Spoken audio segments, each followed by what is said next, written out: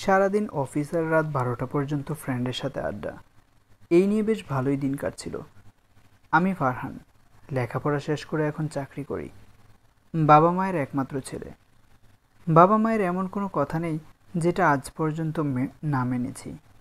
তবে তাদের একটা কথা আমি রাখতে পারবো না, সেটা হলো বিয়ে। আমার ইচ্ছা এখন যেভাবে রয়েছি এভাবেই কাটিয়ে দেব সারা জীবনের। কারণ হলো মেয়েদের প্রতি আমার অনেকটা অ্যালার্জি আছে। যদি আমার শরীরে কোনো অ্যালার্জি নেই, তবে মেয়েদের দেখলেই অ্যালার্জি শুরু হয়ে যায়। যখনই কোনো মেয়ে আমার সামনে দিয়ে হেঁটে যায়, তখনই মেজাজটা গরম হয়ে যায়। কি একটা ভাব, ফোনে হাত থেকে এ হাতে নিবে, চুল ঠিক করবে, ওড়না ঠিক করবে, আর হেঁটে যাওয়ার স্টাইল দেখে মনে হয় রাস্তায় গড়াগড়ি পেরে যদি একটু হাসতে পারতাম তাহলে মনটা হালকা হতো। তবে সব মেয়েই এমন না, কিছু মেয়ে ভালো আছে। তবে ভালো মেয়ে কখনো আমার সামনে পড়েনি, পড়েছে হয়তো কিন্তু খেয়াল করিনি, কারণ তারা অন্যদের মতো ওভার স্মার্ট না। ছাত্রজীবন থেকে এগুলো দেখতে দেখতে বড় হয়েছি। এগুলো থেকে ছুটি পেতে ছাত্রজীবন শেষ করে চাকরিতে ঢুকেছি। তবে এখানেও সেই একই রকম। যাই হোক, সারাদিন অফিস করে ক্লান্ত শরীর নিয়ে বাসায় ফেরার সাথে সাথেই আম্মার চেঁচামেচি। ওনার নাকি একটাই অভিযোগ, ওনার নাকি কথা বলার জন্য মানুষের দরকার। আমিও অনেকবার বলেছি, আম্মা, কাজের মেয়েকে বলে দিব প্রতিদিন কাজ শেষ করে যেন তোমার সাথে কথা বলে যাই। আম্মা বলল, আরে ও তো কাজের মেয়ে, আমার স্পেশাল একজন লাগবে। আমি বললাম, এটা কেমন? আম্মা বলল, এই ধর আমার পরে যাকে আমি বিশ্বাসের সাথে পুরো ফ্যামিলির দায়িত্ব দিয়ে যেতে পারবো। আমি বললাম, আমাদের ফ্যামিলির দায়িত্ব আমাকে না দিয়ে কাকে দিতে চাও? হায় হায় মা, এগুলো কি বলো? আম্মা বলল, আরে আমি বলতে চেয়েছি আমার দাদু ডাক শোনার ইচ্ছে হয়েছে।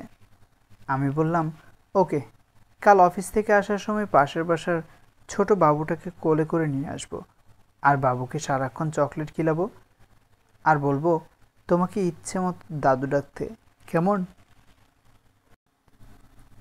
আম্মা বলল, তুই কি আমার কষ্ট কখনো বুঝবি না? আমি বললাম, দেখো মা, তোমার কষ্ট কথার মানেগুলো আমি খুব ভালোভাবে বুঝি। তুমি চাচ্ছ আমাকে এখন বিয়ে করতে হবে। আম্মা বলল, হুম, ঠিক তাই। আমি বললাম, তোমার সব আশা পূরণ করব, তবে এই বিয়ের বিষয়টা বাদ দাও না প্লিজ। অনেক ক্ষুধা লেগেছে, খেতে দাও। আম্মা বলল, রান্না হয়নি আজকে। আমি বললাম, কেন? আম্মা বলল, আজকে কাজের মেয়েটা আসেনি। আমি বললাম, বুড়া হয়ে যাচ্ছ এখনো মিথ্যা বলো? আমি সিঁড়ি দিয়ে উঠতে সময় কাজের মেয়েকে আমাদের বাসা থেকে বের হতে দেখেছি। আম্মা বলল, তোকে নিয়ে কি যে করি। আমি বললাম, আমাকে নিয়ে কিছু করতে হবে না, তাড়াতাড়ি খাবার রেডি করো, আমি ফ্রেশ হয়ে আসছি। সন্ধ্যা নামার সাথে সাথেই চলে গেলাম ফ্রেন্ডের সাথে আড্ডা দিতে। এই আড্ডাটা অনেক আগেই শুরু হয়েছিল, যখন আমি কলেজে পড়তাম। তবে এর মাঝে অনেক সময় অতিবাহিত হয়ে গেছে। সাথে আমাদের মাঝ থেকে অনেক ফ্রেন্ড চলে গেছে। যারা চলে গেছে তাদের মূল কারণ ছিল এটা, যে তারা বিবাহিত, সারাদিন অফিস করার পর আগে যারা আমাদেরকে সময় দিত, ঠিক তারাই আজ আমাদেরকে ভুলে গিয়ে বউ সামলাতে ব্যস্ত। তবে এটা ওদের ব্যক্তিগত ব্যাপার, তাই এই বিষয়ে আর কথা বলবো না। রাতের আড্ডা শেষ করে বাসায় ফিরলাম। কাল আবার অফিসে যেতে হবে, এই ভেবে বেশি রাত না জেগে তাড়াতাড়ি ঘুমিয়ে পড়লাম। সকালে উঠে দেখি এখনও কাজের মেয়ে আসেনি। আম্মা আমার জন্য নাস্তা বানাচ্ছেন। আমি বললাম, মা, আমি বাইরে খেয়ে নেব, তুমি শুধু শুধু কষ্ট করে এসব করতে যেও না। আম্মা বলল, আমার কষ্টটা যদি বুঝতি তাহলে বিয়েটা করে ফেলতি। আমি বললাম, ইস মা, অফিসের টাইম হয়ে গিয়েছে, আমি যাই। এই বলে সেদিনের মতো বেঁচে ফিরেছি, না হয় বিয়ে নিয়ে আবারও সেই ইমোশনাল ব্ল্যাকমেল করা শুরু করে দিত। ঠিক টাইম মতো অফিসে আসলাম। সবার আগে হাজিরা খাতায় সাইনিং করলাম। কিছুক্ষণ কাজ করার পর অফিসের বস আমাকে তার রুমে ডাকলো। আমি প্রথমে সালাম দিলাম। বস সালামের জবাব দিয়ে বললেন, আরে ফারহান, এসো, বসো, এখানে বসো। তোমার ঠিক সময়ের অফিসে আসা, সময় মতো কাজ শেষ করা, এসব দেখে আমি মুগ্ধ হয়ে গেছি। তুমি আমার মন জয় করে নিয়েছো ফারহান। ভেবেছি। আমি বললাম, কি ভেবেছেন? বস বলল, আমাদের অফিসের ম্যানেজারটা খুব অলস, তাই না? আমি বললাম, তবে অন্য কারো বিষয় নিয়ে কথা বলতে পারবো না স্যার। বস বলল, তোমার কিছু বলতেও হবে না, আমি ঠিক করে ফেলেছি। বর্তমান ম্যানেজারকে তোমার পোস্টে লাগিয়ে তোমাকেই ম্যানেজার করে দিব। এই কথা শোনার পর আমার খুশি দেখে কে। আমি বললাম, আপনার যেমন ইচ্ছে। বস বলল, কেন, তুমি খুশি হওনি? আমি বললাম, কি বলেন স্যার, ম্যানেজার হওয়ার জন্য অনেকেই কত কি করছে, আর আমি তো ফ্রিতে পেয়ে যাচ্ছি। আমি অনেক খুশি। সেদিন খুশিতে বাসায় মিষ্টি নিয়ে আসলাম। আম্মুকে সর্বপ্রথম মিষ্টি মুখ করালাম। আম্মু বলল, কিরে বাবা, কোনো মেয়েকে পছন্দ হয়েছে নাকি, এত মিষ্টি এনেছিস যে? আমি বললাম, আম্মু, তোমার মুখে কি বিয়ে ছাড়া অন্য কোনো কথা নেই? আমার কাজকর্মে খুশি হয়ে অফিসের বস আমাকে ম্যানেজার করে দিবে, এই জন্য তোমাকে মিষ্টি মুখ করাচ্ছি। তখন আম্মুর মুখের হাসি নিমিষেই কোথায় যেন উধাও হয়ে গেল, সাথে আমার মনটাও খারাপ হয়ে গেল। পরদিন অফিসে যেতেই দেখি নতুন ম্যানেজার হয়েছি, তাই সবাই আমাকে ফুল দিয়ে স্বাগতম জানানোর জন্য দাঁড়িয়ে রয়েছে। সবার কাছ থেকে ফুল নিয়ে বসের রুমে যেয়ে আমার কাজ সব বুঝে নিলাম। কাজ শেষের দিকে হঠাৎ আম্মুর ফোন রিসিভ করতে মা বলে উঠল, তাড়াতাড়ি একটু বাসায় আসো তো, তোকে নিয়ে এক জায়গায় যেতে হবে। আমি বললাম, কিছু কাজ আছে, আমি শেষ করে তাড়াতাড়ি আসছি, চিন্তা করো না, ওকে? আমি কাজ শেষ করে বাসায় যেতে যেতে ভাবলাম, হয়তো আমাকে আজকে মেয়ে দেখতে নিয়ে যাবে। তবে আজকে যদি কোথাও যেতে বলে, আমি যাব, কারণ আজকে আমার মনটা অনেক ভালো, ম্যানেজারের দায়িত্ব পেয়েছি তাই। তাই আম্মুর মনটা আজকে খারাপ হতে দেওয়া যাবে না, কারণ আম্মুর মন খারাপ দেখলে আমার মনটাও খারাপ হয়ে যাবে। বাসায় গিয়ে দেখি আমার ভাবনাটাই ঠিক ছিল। দেখি মামা এসেছে। মামা বলল, ফারহান তাড়াতাড়ি ফ্রেশ হয়ে নিচে আয়, মেয়ে দেখতে যাব, খুব ভালো মিষ্টি মেয়ে। আমি ফ্রেশ হচ্ছি আর ভাবছি, মেয়ে দেখতে যাচ্ছি মায়ের মন রক্ষা করতে, তবে কোনো না কোনো এক সমস্যা ধরে বিয়েটা ভেঙে দেব। আমাকে এত সহজে বিয়ে করাবে ভাবে কেমন করে বুঝি না। বাসা থেকে বের হলাম মেয়েদের বাসার উদ্দেশ্যে। মামা ছাড়লো না, তাই আমার জন্য মামার ঠিক করে পাত্র আসা পাত্রীকে সবাই দেখতে গেল, সাথে আমিও গেলাম। মেয়েটার নাম ছিল নীলিমা। বাসায় যেতেই নানা রকমের আয়োজন দেখতে পেলাম। বুঝলাম এটা মোটামুটি ভালোই ধনী ফ্যামিলি। তবে আমার কি, আমি তো শুধু আসছি এই জন্য।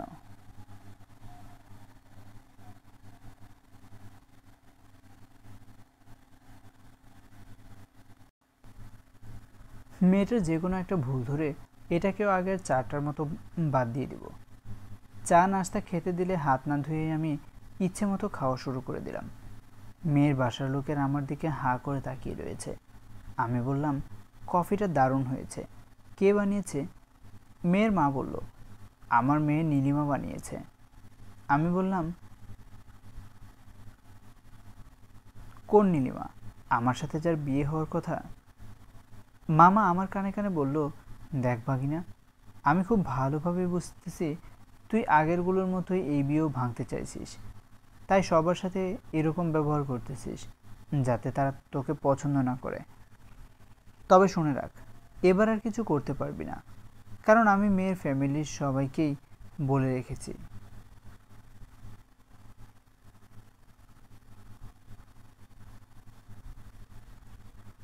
যে আমার ভাগিনা বিয়ে করবে না বলে জেদ ধরেছে, তাই মেয়ে দেখতে আসলে হয়তো একটু পাগলামি করবে, তবে আপনারা কিছু মাইন্ড করবেন না।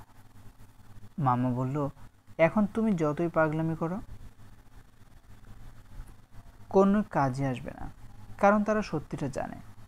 মামার মুখে এই কথা শুনে আমার মাথায় যেন আকাশ ভেঙে পড়ল। মুখ দিয়ে আর একটা কথাও বের হলো না। এখন কি তাহলে বাঁচার আর কোনো রাস্তা নেই? মনে মনে ভাবলাম, মেয়েটা আগে সামনে আসুক, কারণ কোনো মানুষই পারফেক্ট হয় না। নীলিমা মাথায় ঘোমটা টেনে আমার সামনেই সোফাতে বসলো। আমার ফ্যামিলির সবাই নীলিমাকে জিজ্ঞেস করতে লাগলো, তোমার নাম কি মা, কোন পর্যন্ত পড়ালেখা করেছো? এর জন্য আরও নানা রকম প্রশ্ন করতে লাগলো। আমি তখন ধমকে সুরে বলে উঠলাম, এগুলো কি সব আলতু ফালতু প্রশ্ন করছো তোমরা? আর শুনি, কি ছোট বাচ্চা নাকি যে নাম ঠিকানা জিজ্ঞাসা করতেছ? ওনাকে এগুলো বলো যে কয়টা রিলেশনশিপ করেছে, কয়টা ছেঁকা খেয়েছে। আমার এই কথা বলার সাথে সাথে নীলিমা চলে যেতে লাগলো। আমি তো মনে মনে মহা খুশি। যাক, আল্লাহ, কাজ হয়েছে। এখন নীলিমা বলবে এই ছেলে পচা বেয়াদব। আর এদিকে আমার বিয়ের 12টা বেজে যাবে। তখন নীলিমার মা বলল, কোথায় যাচ্ছি সেখানে বস। এরপর আমাকে বলল, তুমি আর নীলিমা ওই রুমে যেয়ে আলাদাভাবে কথা বলে আসো যাও।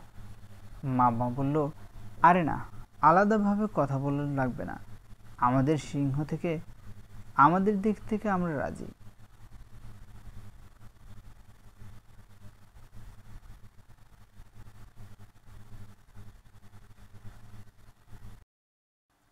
নীলিমার মা বলল, আমরাও রাজি, তবে ওদেরকে আলাদাভাবে কথা বলার সুযোগ দেওয়া দরকার, যাতে পরে ওদের মনে কোনো প্রকার সন্দেহ না থাকে। ইচ্ছে না সত্ত্বেও নীলিমার সাথে ওর রুমে গেলাম। রুমটা এত সুন্দর যে দেখে ঘুম আসতে লাগলো। আর আমি এখন পর্যন্ত নীলিমার দিকে তেমনভাবে তাকাইনি।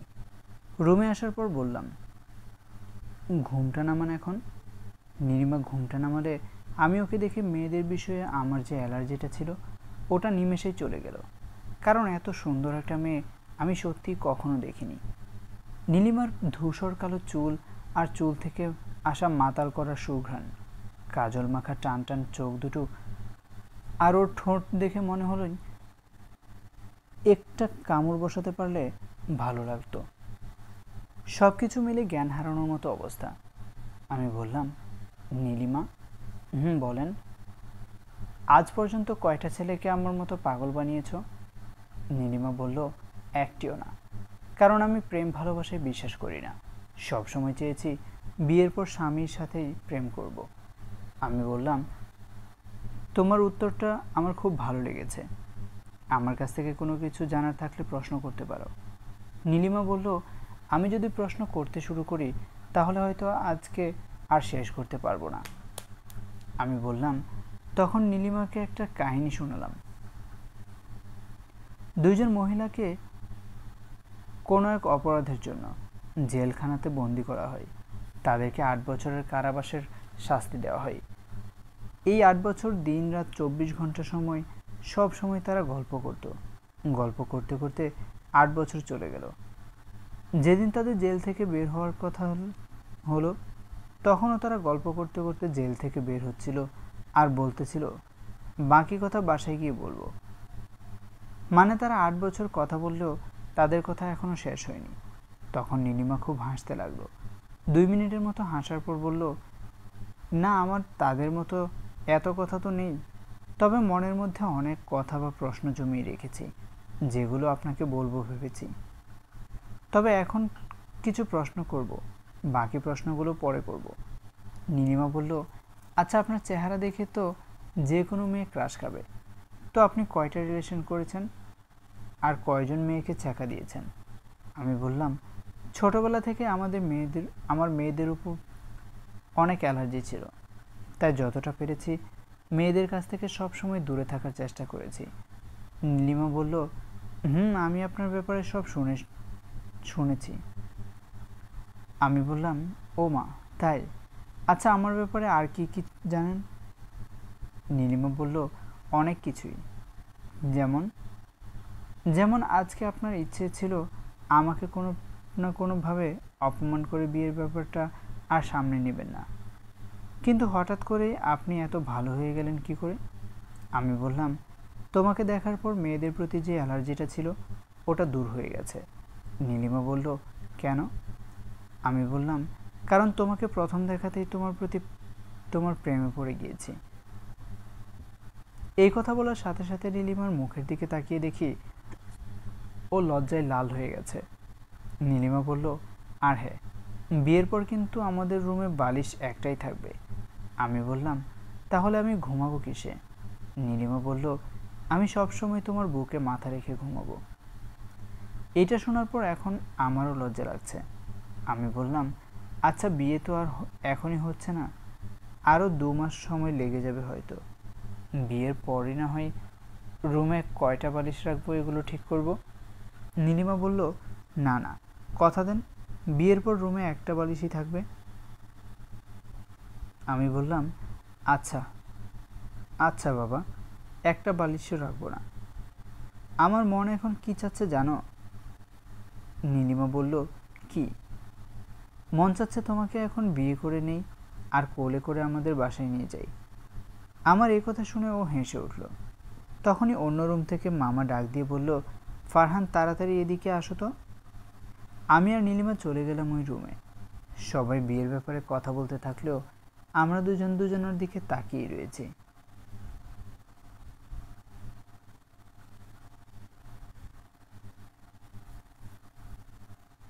এমন সময় নীলিমার বড় ভাই এসে হাজির।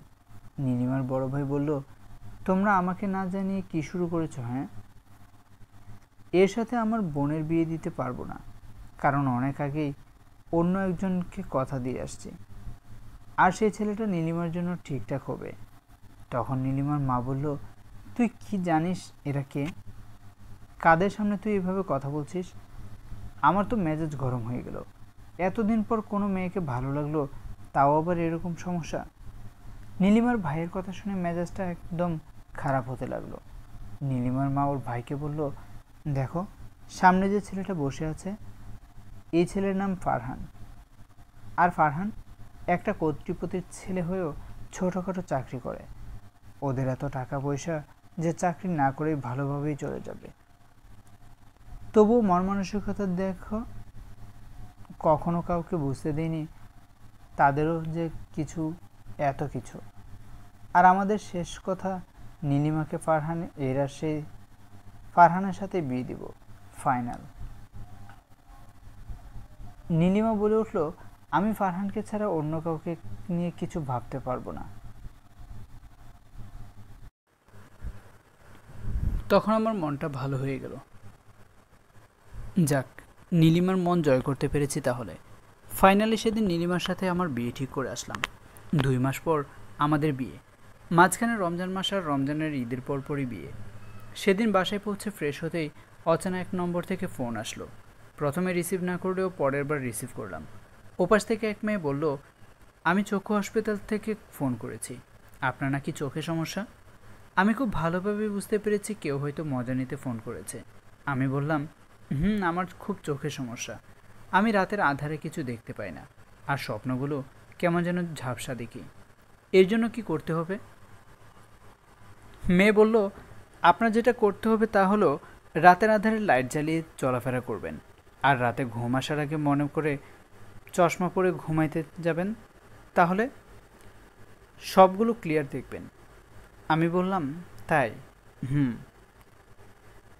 আচ্ছা, তাহলে ওই ওষুধের নাম কি?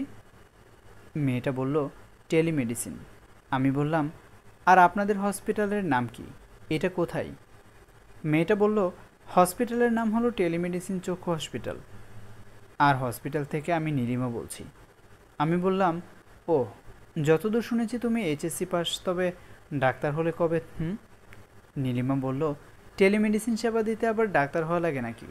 এগুলো ইউটিউব থেকে শিখেছি। আর আমার এই দামি সেবা সবার জন্য না, শুধু আপনার জন্য, জাস্ট ফর ইউ। আমি বললাম, বাহ, খুব সুন্দর করে কথা বলতে পারো। আমার তো মনে হয় তুমি আমার আগেও অনেক ছেলের সাথেই কথা বলেছ। নীলিমা বলল, আরে না, আসলে হয়েছে কি, আমি আপনাকে একটু সময়ে অনেক বেশি ভালোবেসে ফেলেছি। I love you Farhan. কখনো তো কারোর সাথে রিলেশন করিনি, তবে খুব ইচ্ছা ছিল সবার মতো আমিও রিলেশন করব, তবে সেটা সঠিক মানুষের সাথে, আর সেই মানুষটা হলো আপনি। আচ্ছা, আমরা কি বিয়ের আগের এই 2 মাস প্রেম করতে পারি? আমার খুব ইচ্ছা আজকে আপনার জিএফ হব, তারপর বউ। আমি বললাম, আচ্ছা তুমি যে একসাথে এত কথা বললে অনেক সময় নিয়ে, যদি আমি ঘুমিয়ে পড়তাম তাহলে কেমন হতো? আমাকেও তো কথা বলার সুযোগ দিতে হবে, তাই না? নীলিমা বলল, আপনি ঘুমাননি আমি জানি। আমি বললাম, বুঝলে কেমন করে? নীলিমা বলল, আপনার নিঃশ্বাসের শব্দ আমার কানে বাজতেছিল। আমি বললাম, উফ, এত রোমান্টিক কথা বইল না, কলিজাই লাগে। নীলিমা বলল, হা হা হা। আচ্ছা, আগের প্রশ্নগুলোর উত্তর কিন্তু পাইনি। আমি বললাম, কোন প্রশ্ন? নীলিমা বলল, ভুলে গেছেন তাহলে? আবার বলি, মন দিয়ে শুনবেন। আমি কি বিয়ের আগের এই 2 মাস আপনার জিএফ হতে পারি? আমি বললাম, হুম। শুধু হুম? প্রপোজ করবেন না?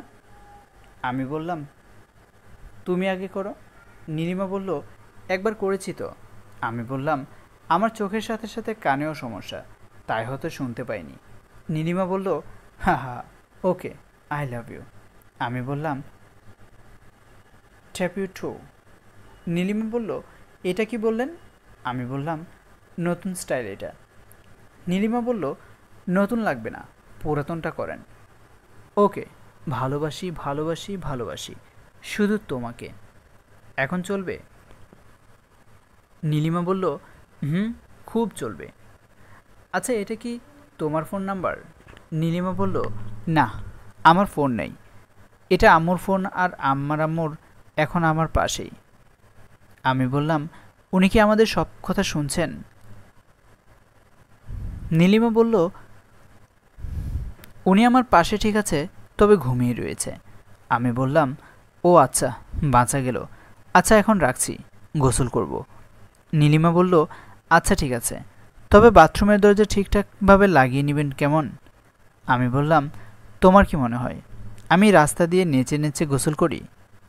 নীলিমা বলল, ঠিক তা না, তবে সচেতন থাকা ভালো, আর আমার দায়িত্ব হলো আপনাকে সচেতন করা। ইস, আমার দায়িত্ব এখন থেকে কত বেড়ে গেছে। আমি বললাম, এই যে শোনেন, আমি ছোট বাচ্চা না, হ্যাঁ, আর আপনি নিজেই নিজের খেয়াল রাখতে পারলে আমার দায়িত্বটা কমবে। নীলিমা বলল, কি বললেন এটা? সব তো মাথার উপর দিয়ে গেল। নীলিমা এরকমভাবে কথা বলতেই থাকলো, তার কথা যেন শেষই হয় না। নীলিমা আজকে আমার গোসল করার জন্য সময়ই দেয়নি। জোহরের নামাজ পর থেকে কথা বলা শুরু করেছে, আসরের আজানের সময় পর্যন্ত তার কথা শেষ হয়েছে।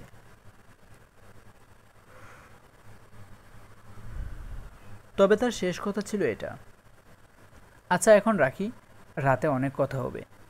এই কথা শুনে মনে হলো আজকে রাতে হয়তো ঘুম আসতে দেবে না, তাই এখনই ঘুমিয়ে নেব।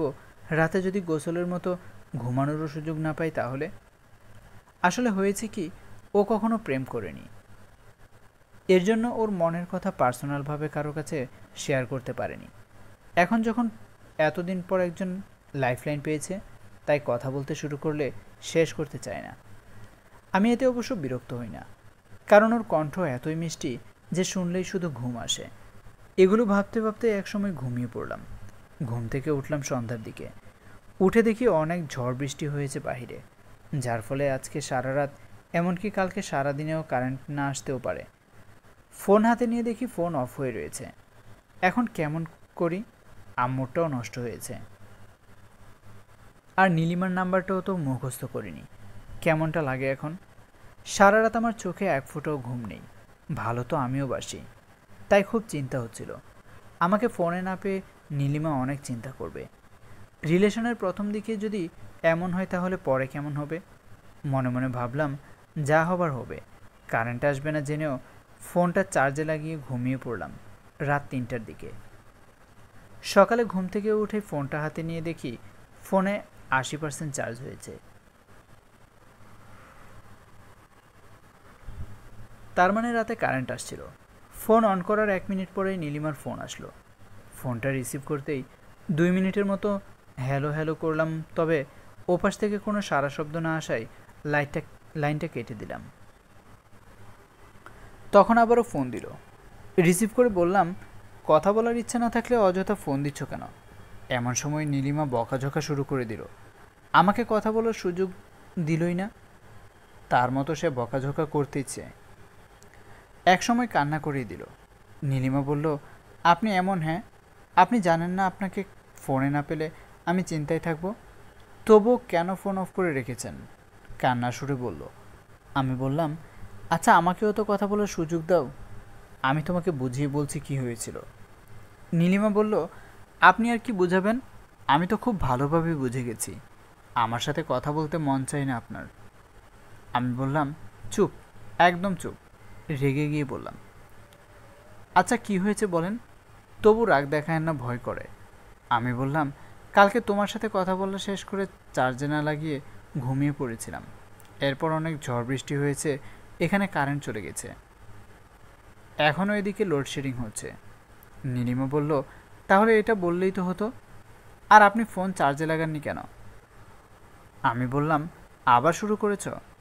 ওকে, আর বলবো না, তবে একটা প্রমিস করতে হবে আপনার। কী প্রমিস? আগে বলেন, প্রমিসটা রাখবেন কি না কি? আমি বললাম, আগে বলো, পরে দেখব। নীলিমা বলল, কালকে আমার সাথে দেখা করতে পারবেন? আমি বললাম, কাল তো আমার অফিস আছে। নীলিমা বলল, ও আচ্ছা। আচ্ছা কাল কখন কোথায় আসতে হবে? নীলিমা বলল, আপনার না অফিস আছে কাল? আমি বললাম, ও তাই তো, তাহলে থাক। নীলিমা বলল, না না, কাল সকাল 10টায় আসবেন।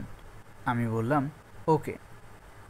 পরদিন সকালে ঘুম থেকে উঠতেই 10টা বেজে গিয়েছিল। আমি তাড়াতাড়ি ফ্রেশ হয়ে বাইক নিয়ে বেরিয়ে পড়লাম। তবে ও কোথায় যেতে বলেছে সেটা তো শুনিনি। তখন নীলিমাকে ফোন দিলাম। আমি বললাম, হ্যালো, তুমি কই? তোমাকে 2 ঘন্টা যাবৎ খুঁজতেছি। নীলিমা বলল, মিথ্যে বলবেন না, আমি নিজেই 2 ঘন্টা যাবৎ আপনার বাসার নিচে দাঁড়িয়ে রয়েছি। আমি বললাম, ইয়ে মানে ঘুম থেকে উঠতে একটু দেরি হয়ে গেছে, আমি বের হচ্ছি, বাইক বের করছি 2 মিনিট। নীলিমা বলল, ওকে। ওর কথার ভাবে বোঝা গেল আজকে কিয়ামত ঘটিয়ে ছাড়বে। তবুও আল্লাহর নাম নিয়ে বেরিয়ে পড়লাম। গেটের বাইরে যেতেই দেখি নীলিমা বাহিরে দাঁড়িয়ে আছে। কাছে যেতেই ওর হাতে থাকা ছোট ব্যাগ দিয়ে আমাকে ঢিল ছুঁড়ে মারল। আমি ওর ব্যাগটা ক্যাচ ধরে বললাম, এত রাগ? আচ্ছা তুমি বাসার সামনে এসেছো 2 ঘন্টা আগে, অথচ ভিতরে আসোনি কেন? নীলিমা বলল, কারণ শুনেছি আজকে বাসায় আপনি একা, তাই ভিতরে যাইনি। যদি আমাকে একা পেয়ে উল্টাপাল্টা কিছু করে বসেন তাহলে? আমি বললাম, আল্লাহ, এই বিশ্বাস নিয়ে তুমি আমার সাথে দেখা করতে এসেছো? বাহ বাহ। আমি তখন ফোন বের করে কথা বলার ভাব নিলাম, তবে কেউ কিন্তু ফোন করেনি। ফোনে বললাম, হ্যাঁ স্যার, অফিসে জরুরি মিটিং হবে, আমাকে এখনই আসতে হবে। ওকে আমি আসছি। এই ভাবটা নেওয়ার কারণ হলো আমি নীলিমার সাথে ঘুরতে যাব না। হঠাৎ করে নীলিমা আমার হাত থেকে ফোনটা কেড়ে নিয়ে বলল, আপনার ফোন থেকে শেষ কল করা হয়েছে আমাকে, তো এখানে স্যার কোথা থেকে আসলো? আমি বললাম, সত্যি কথা বলতে ভালো লাগতেছে, তাই আজকে কোথাও যাব না। নীলিমা বলল, কেন, রাগ করেছেন? আরে আমি ওই কথা তো মজা করে বলেছি। আমি জানি আন্টি বাসায় আসেন, তাই ভয় করলো, এখনও তো বিয়ে হয়নি, তাই না? হুট করে কেমন করে তোমাদের বাসায় ঢুকবো? আমি বললাম, আমার বাসা মানে তোমার বাসা, এখানে হুট করে ঢুকতে ভয় পাবে কেন? তুমি প্রতিদিনই আসবে বাসায়। নীলিমা বলল, ওকে বাবা, এখন চলেন ঘুরে আসি। আমার পেছনে নীলিমা বসলো। ইস, কি দারুণ একটা অনুভূতি, বলার মতো না। যেতে যেতে পথে ফুচকার দোকান থেকে নীলিমা আমাকে থামতে বলল। ও নাকি ফুচকা খাবে। ফুচকা কিনে দিলাম, আমাকে খেতে বললে আমি বললাম আমি বাহিরের জিনিস খাই না। এমন সময় দেখি নীলিমা ফুচকাগুলো ঠিকঠাকভাবে খেতে পারছে না, মুখে তোলার আগেই ভেঙে ফেলছে। আমি বললাম, এমন করে কেউ খায় নাকি, এদিকে দাও। তখন আমি নিজের হাতে নীলিমাকে খাইয়ে দিলাম আর বললাম, এটাই তো চেয়েছিলে, আমি খাইয়ে দিই। নীলিমা বলল, হুম, আপনি বুঝলেন কি করে? আমি বললাম, সেটা তোমার না জানলেও চলবে। আমাকে নীলিমা খাইয়ে দিল ঠিকঠাকভাবেই। আমি বললাম, কই, এবার তো ভাঙলো না। নীলিমা বলল, আপনার কাছ থেকে শিখে ফেলেছি তো, তাই। আমি বললাম, ও আচ্ছা, খুব চালাকি করা হচ্ছে তাই না?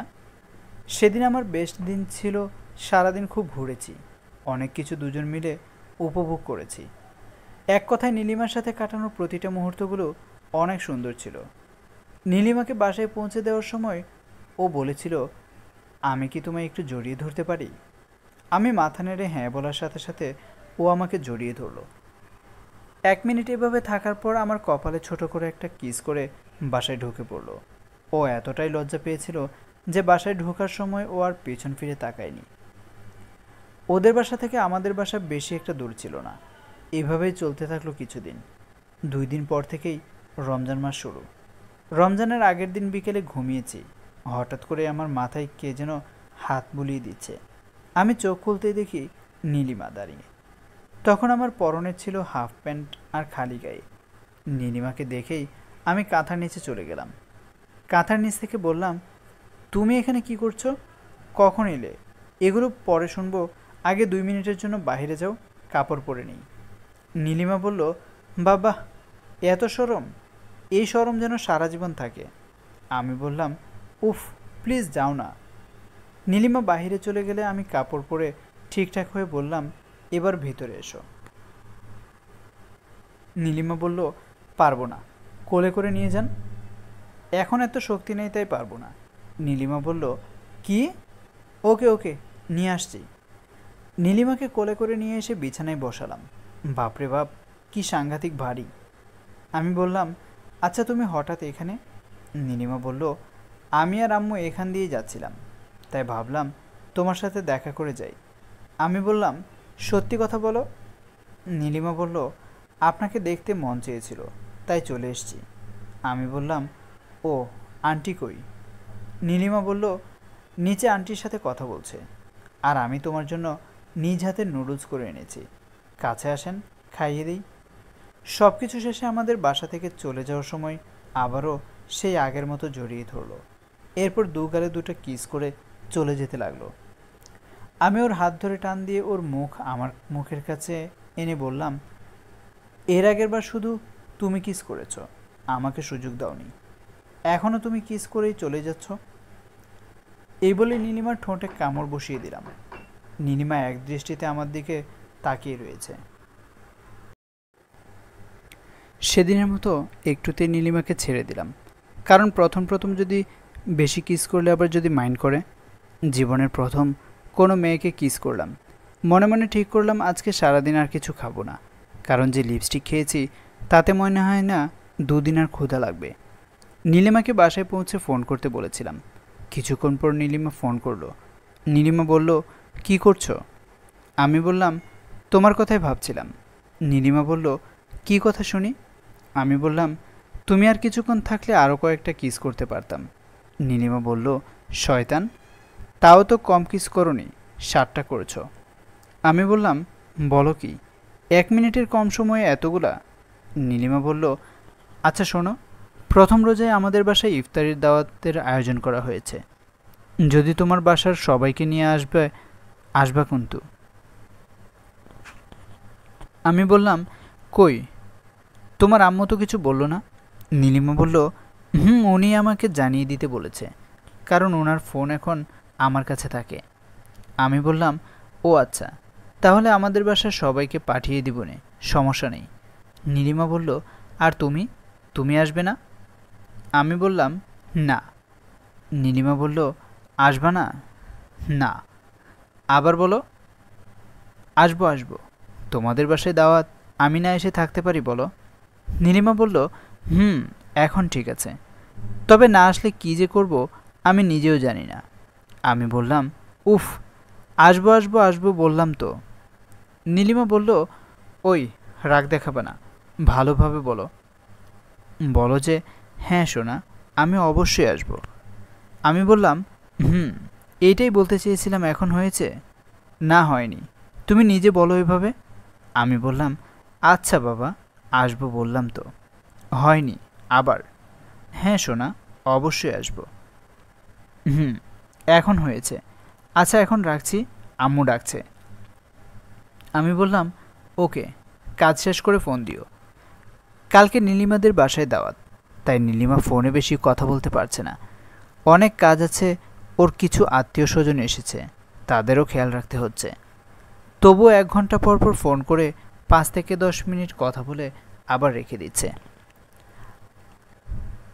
আমার সাথে কথা না বললে নাকি তার কোনো কিছুতেই মন বসে না। পরদিন নীলিমাদের বাসায় গেলাম দাওয়াতে।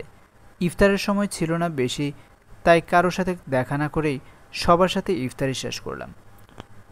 দেখি অনেক লোকজন, এত লোকের ভিড়ে কে যেন আমার হাত ধরে টান দিল। পিছন ফিরে দেখি নীলিমা। নীলিমা বলল, আমি বিশ্বাসই করতে পারছি না তুমি আসছো। আমি বললাম, তাই? নীলিমা আমাকে তার রুমে নিয়ে গেল। আমাকে বলল, ইফতারি করা তো শেষ, তুমি এখানে বিশ্রাম নিতে থাকো, আমি কিছুক্ষণের ভেতরে রাতের খাবার রেডি করে আসছি। নীলিমা চলে গেল। আমি একা একা রুমে বসে আছি। এমন সময় সিগারেটের প্যারা উঠল। রুমে কেউ না থাকায় রুমের মধ্যে সিগারেট জ্বালিয়ে টানতে লাগলাম। এমন সময় কে যেন দরজায় নক করলো। তখন কি করব বুঝতে পারছি না। পুরা রুমে তো সিগারেটের ধোঁয়াতে ভরা। তাড়াতাড়ি রুমের ফ্যান অন করে জানালা খুলে দিলাম। সাথে হাত পাখা দিয়ে বাতাস করলাম যাতে ধোঁয়াগুলো জানালা দিয়ে বাইরে চলে যায়। আর সিগারেটের গন্ধ দূর করতে নীলিমার পারফিউম ব্যবহার করলাম। সব ঠিকঠাক করে দরজাটা খুললাম।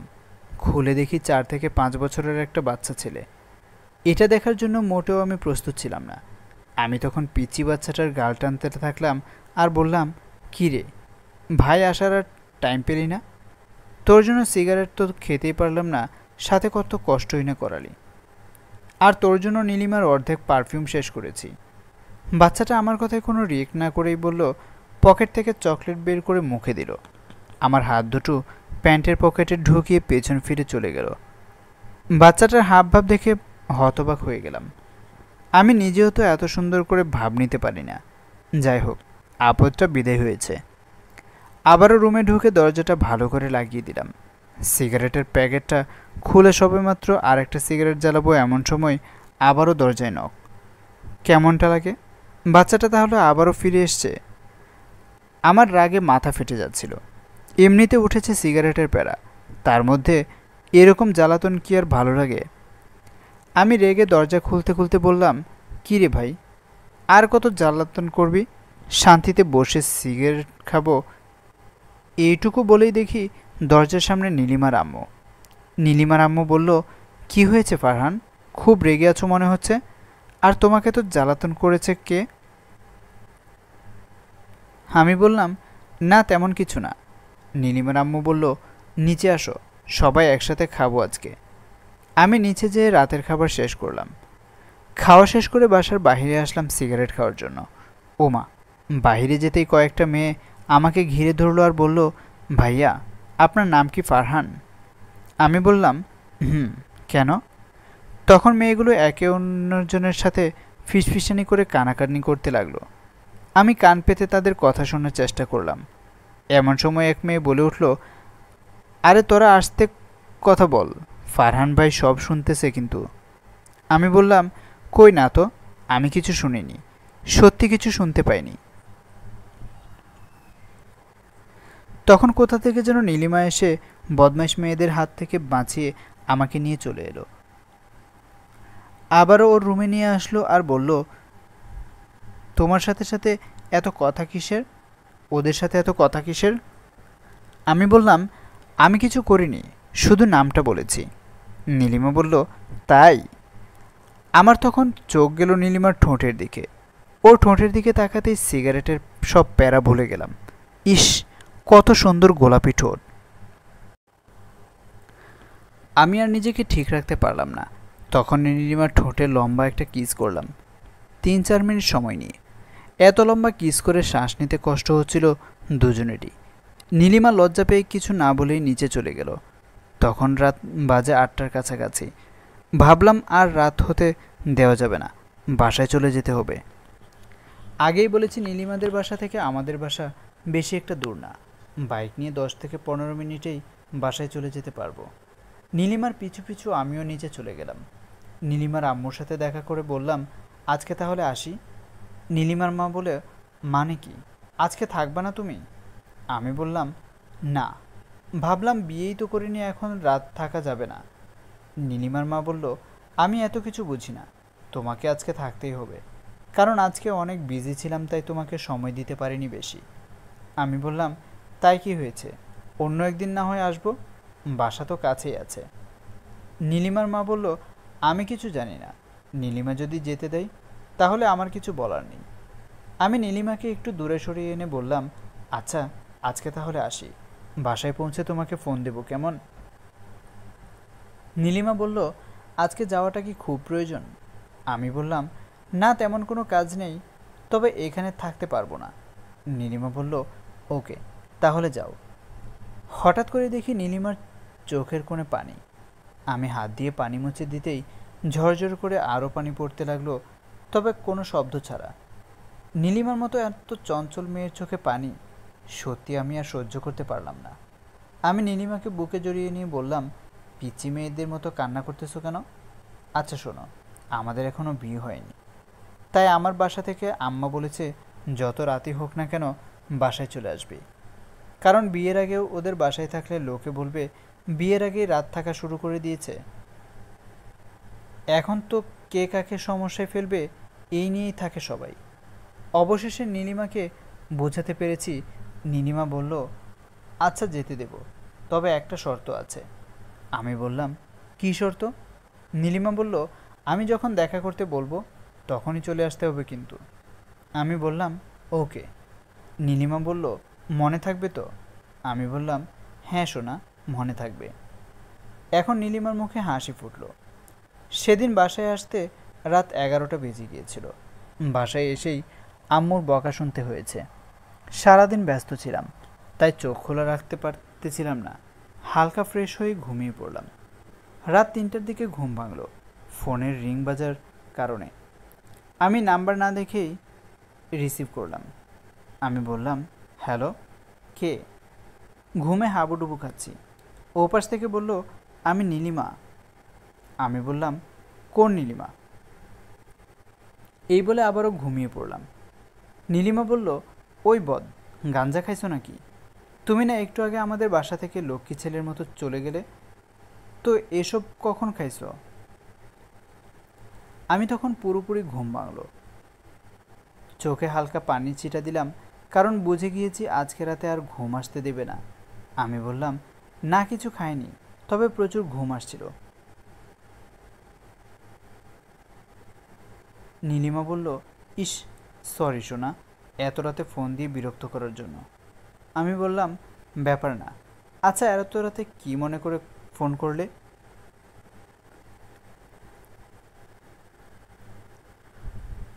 নীলিমা বলল, তোমাকে খুব মিস করেছি তাই। আমি বললাম, ও আচ্ছা, খুব ভালো করেছ। নীলিমা বলল, আচ্ছা কাল একটু দেখা করতে পারবে? আমি বললাম, আমাদের না একটু আগেও দেখা হয়েছিল। নীলিমা বলল, কাল আমার এক ফ্রেন্ডের সাথে পরিচয় করিয়ে দিব, মানে ও তোমাকে দেখতে চাইছে। আমি বললাম, আচ্ছা আসবো। আর তোমার চোখে কি আল্লাহ একটু ঘুম দেয় নেই? নীলিমা বলল, না। নীলিমা এইভাবে কথা বলতেই থাকলো। আমি শুধু ফোনটা কানের কাছে রেখে হুম হুম করতেছিলাম। কখন যে ঘুমিয়ে পড়েছি নিজেও জানি না। ফজরের আজানের মিষ্টি ধ্বনিতে ঘুম ভাঙল। কয়টা বাজে এটা দেখতে ফোন হাতে নিতেই অবাক হয়ে গেলাম, কারণ নীলিমা এখনও লাইন কাটেনি। এর মানে সারা রাত ফোন আর কাটেনি। ভাবলাম নীলিমা হয়তো আমার মতোই হঠাৎ করে ঘুমিয়ে পড়েছে, তাই হয়তো লাইনটা আর কাটতে পারেনি। আমি ফোনের লাইনটা কেটেই দিচ্ছিলাম, তখন ভাবলাম হালকা চেক করে নিই। আমি আস্তে করে হ্যালো বললাম। ওপাশ থেকে নীলিমা বলল, কি মিস্টার, ঘুম কেমন হলো? আমি বললাম, তুমি এখনও ঘুমাওনি কেন? আর ফোনের লাইনটাও তো কাটোনি, তাহলে এতক্ষণ কি করেছ? নীলিমা বলল, তোমার শ্বাস নিঃশ্বাসের শব্দ শুনতেছিলাম আর কি।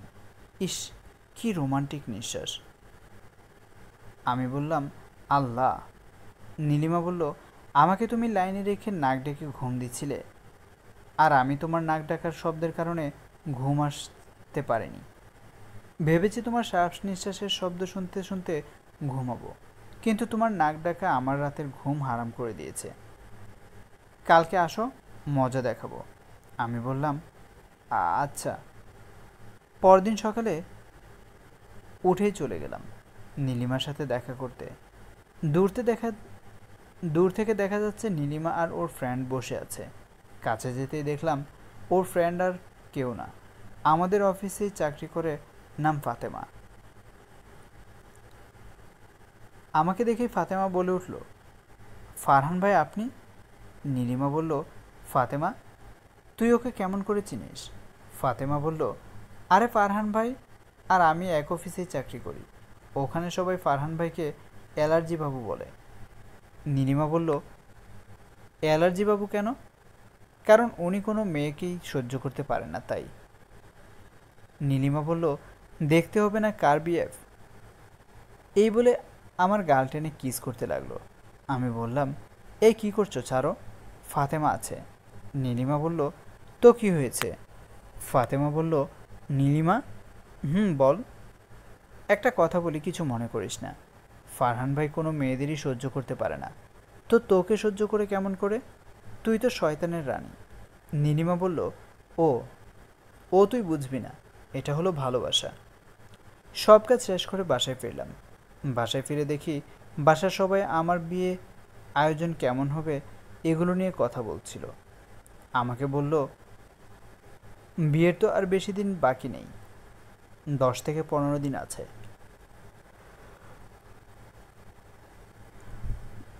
তো আয়োজন কেমন হবে এগুলো নিয়ে কিছু তো বলছই না। আমি বললাম, তোমাদের যেমনটা ভালো মনে হয় তেমনটাই করতে থাকো।